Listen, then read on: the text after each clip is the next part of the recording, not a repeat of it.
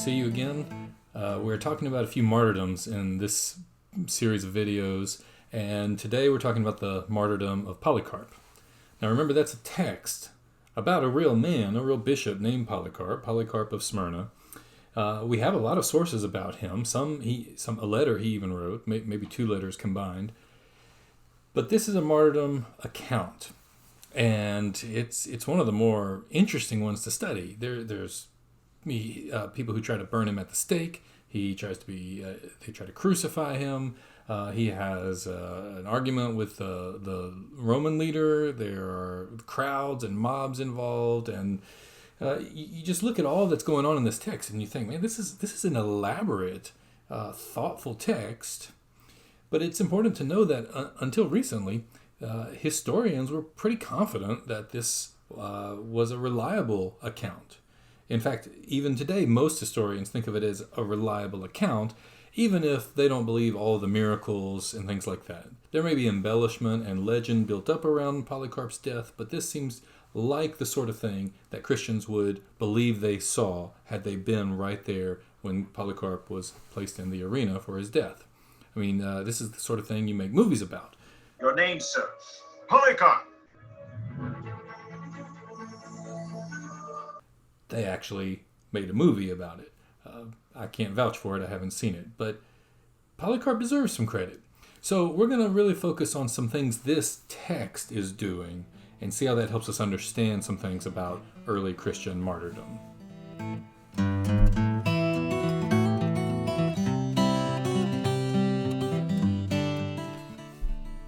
Now, one of the things that really stands out as you read this martyrdom of Polycarp is how many parallels there are with Polycarp's martyrdom and the death of Jesus. I mean, I would encourage you, if you've read it, to pause the video and just make a list. How many things could you come up with? It'd be a fun party game. Not that people have these kinds of parties, but who could come up with the most parallels? Go ahead. I'll give you a minute.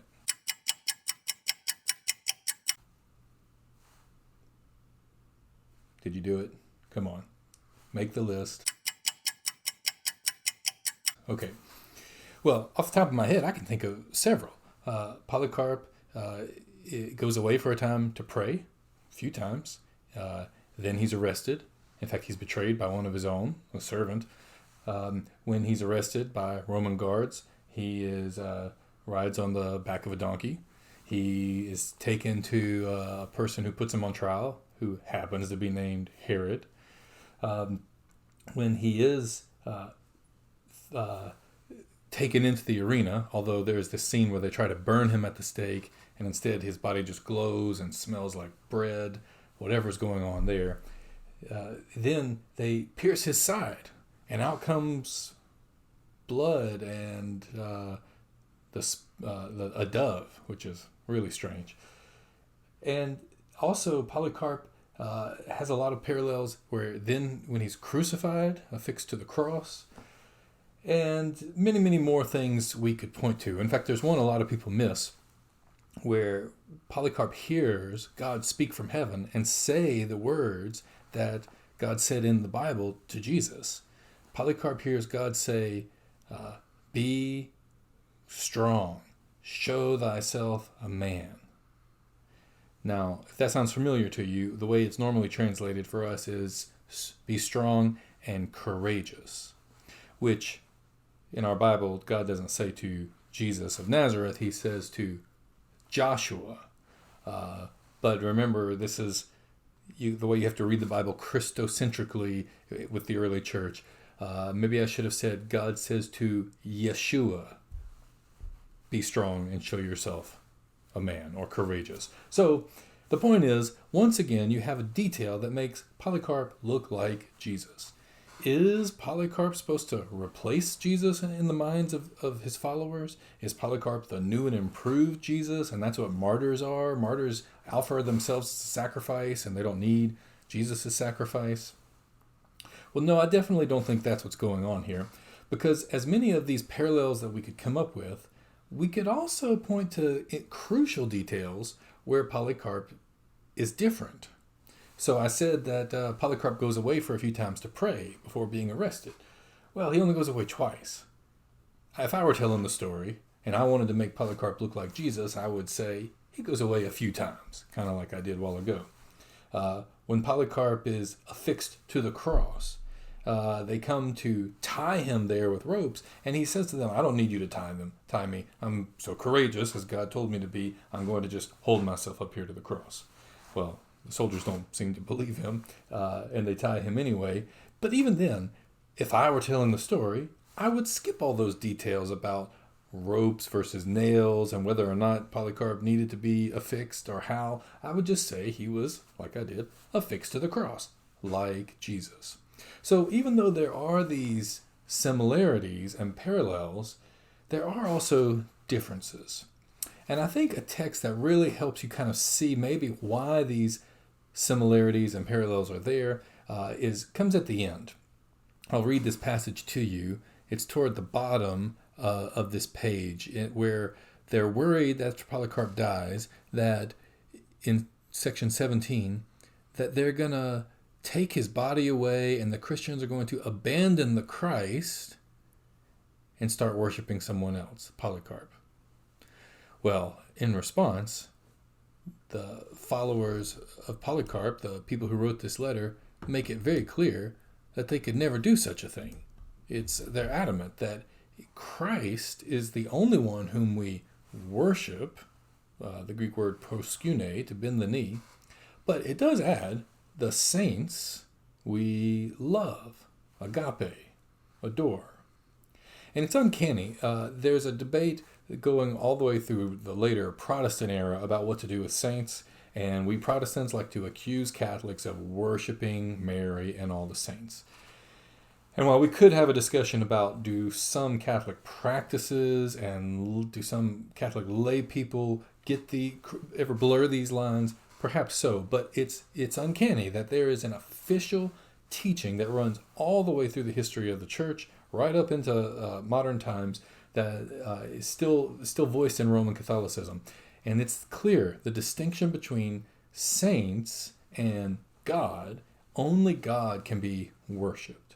Now, saints can be venerated, honored, loved, adored, respected, but worship, proskune, that's reserved for God alone. So it seems that this text is aware that people are really excited about Polycarp. And this text is aware that people are really adamant in serving the martyrs and honoring the martyrs. There quickly will pop up martyr shrines and churches built over the sites of the martyrs. But this text is also trying to make it clear that this is not Jesus. It's not new and improved Jesus. Polycarp instead is trying to follow in the footsteps of Jesus. And here's an author who's tried to show all the parallels that can be found, but also point out the distinction between Polycarp and Jesus.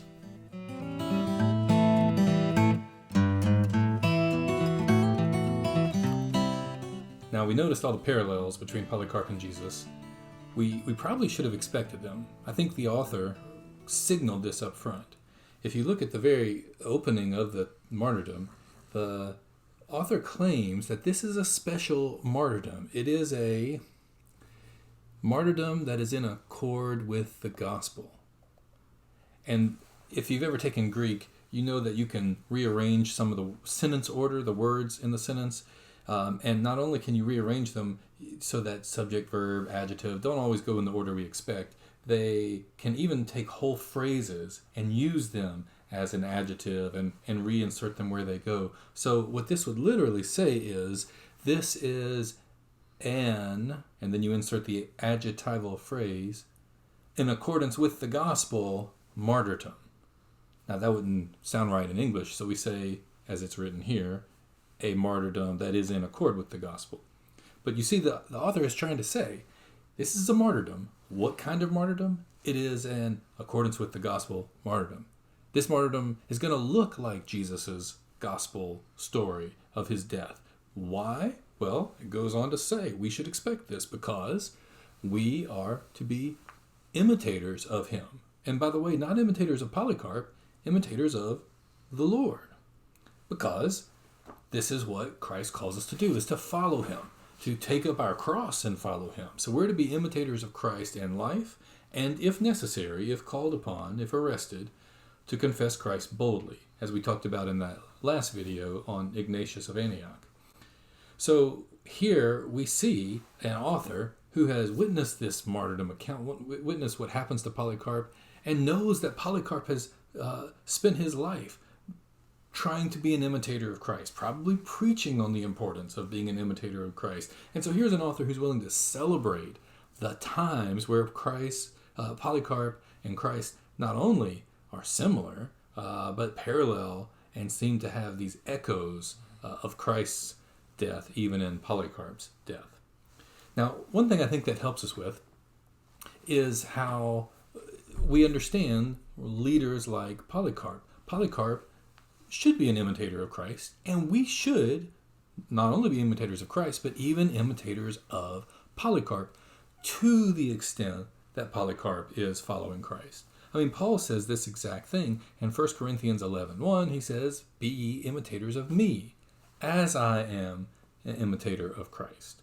So these martyrdoms should be expected to talk about how much Polycarp or other martyrs look like Jesus in these moments, because they've been spending their life trying to look like Jesus, and those who remember them and claim to be eyewitnesses are going to celebrate those times where they're parallel. Okay, there's one thing I have to mention, and we don't like talking about this, but we also can't sweep it away and sweep it under the rug and pretend it's not there. There are several times in this martyrdom where the author blames Polycarp's death on the Jews.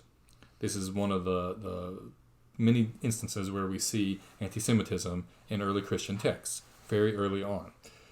Now, as I say, the last thing I want to do is dismiss this. This is a problem. It's the kind of thing that shouldn't be in a text like this. It's an embarrassment for Christians. One thing I think that at least helps us understand why it's there is to remember this idea of imitation and the parallels that this text tries to have with Jesus.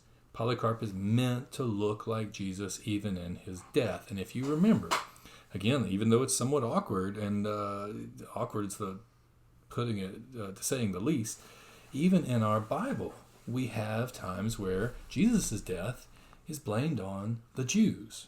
And there's much debate about what's going on there. Is it the Jewish leaders? Is it the leaders of Judea?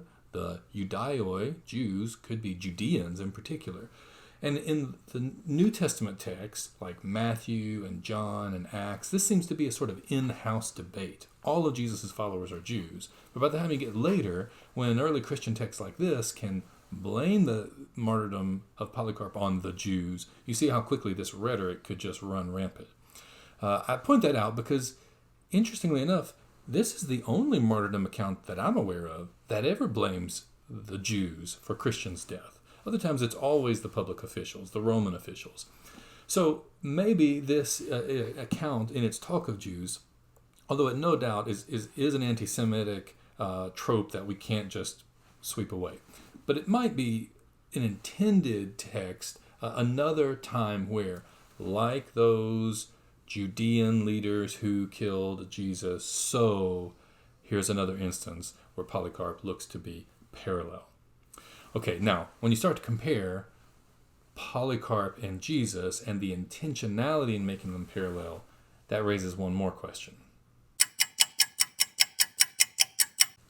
So it might be tempting to say, oh, this text is embellished. It's meant to make Polycarp look like Jesus, so we can't trust it. And again, with anything miraculous and legendary like this text, that's a natural inclination, and one we probably should take seriously if we're going to look at it in strict historical terms. But I just want to point out that we can't use that as a simple litmus test. Because after all, if you're going to dismiss this martyrdom because this martyrdom is set out to make Polycarp look like Jesus, you should at least be aware of what also happens in our gospel accounts. Because in the gospel accounts, there's no doubt that, at least at times, Jesus is intentionally being shown to look like Yahweh. For example, in Mark, Jesus walks on water. That is, he treads on the seas, which is the same Greek phrase used in the Septuagint, the Old Testament Greek version, that only God can do this. And when he's going to pass by the disciples out on the boat while he's walking on the sea, and that's a phrase used for theophanies of Yahweh, like when God is going to pass by Moses. He's going to pass them by, and they think he's a spirit. And his answer is, we translate it in English, "It is I." But Jesus' answer in Mark 6 in Greek is, "Ego eimi," I am. Now, there are many scholars who would look at that and say, oh, that's clearly Mark's version of trying to make Jesus look like he's doing the things Yahweh does. He's trying to portray Jesus as a theophany, an appearance of God. And so some critical historians would dismiss that and say that's not historical Jesus, that's Christ of faith, that's Mark's embellishment. Well, I understand why people play that game and want to live by those rules, but I just point out that people of faith who are looking at scriptures don't always apply that strict of a standard. Sometimes we are okay with our scriptures making Jesus look like Yahweh, not least because we might believe in these things. And so maybe we ought to at least give pause before we dismiss texts like this, like Polycarp, when this text is clearly trying to make Polycarp look like Jesus.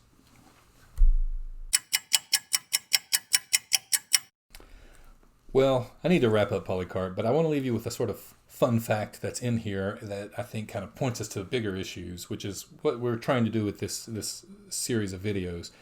Did you notice that at the end, the Christians really want Polycarp's body, and their enemies are made to say, don't let them take the body because they might worship it. And remember, it says, we don't worship Polycarp, we adore, we love him. But they gather his bones. And it looks like these early Christians are collecting these bones as relics. Now, this isn't simply a trinket. This isn't like your granddad's watch or something special memento. If this is the idea of relics, well, one, it's much earlier than any other evidence we have for this understanding of relics. But if it is, then what it does is it shows us how valuable Christians placed, how valuable Christians understood even the body to be, even a body that had already been killed, tortured, burned. Now, why is the body so valuable, and why do these bones come to be seen, certainly in later texts, as having holiness somehow infused in them? They're even thought, in some cases, to have powers to heal and all of that. Well, when you stop and think about it, biblically speaking, there's actually a lot of examples where the body matters and things attached to people's body, their cloaks, their sweat rags, all sorts of things, the hem of their garment, all these things seem to somehow even be holy, sacramental, powerful. Why? Well, one biblical basis, sort of proof text that you'd go to for having the idea that even the bones of the saints have healing, holy power, is found in 2 Kings. It's the story of Elisha. Elisha, at this point, has been long dead, and he's been buried.